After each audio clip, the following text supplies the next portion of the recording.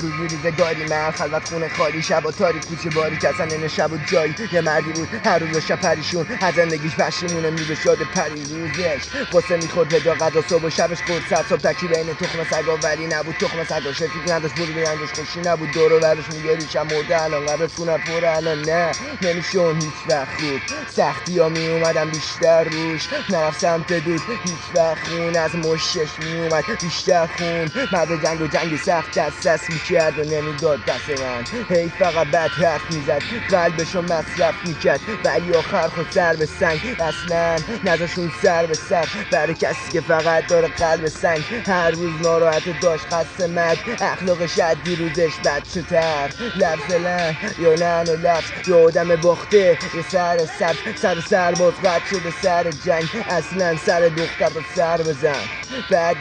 بعد من بهم سر بزن، بچه تر گناهش میفته سر من، هرچی بزرگتر باشی سر قط، یا پیگیریت نمی کنن سر قط، تو فصل غم تش بخند، نه تو تش شو صد شدی تش مرد، میگن دنیا دو روزه دیگه تش مرد، هممون داریم توی قلب غم، برا شادیت کدی قرضی غم، چشات زوم مغزو پرت جمع، پرداخت شده خوب پول سنگ قف، عزت نفس و حزم غم، دوست به دوست سن عزت خود روز به روز باشد گذشت، عشق آدمایی ره گذر، یه مرد بزرگ قد کم، بچه شرق و بچه قد، تمه تلخی مزه کرد، تک از زندگی حال فصل میشه پس تش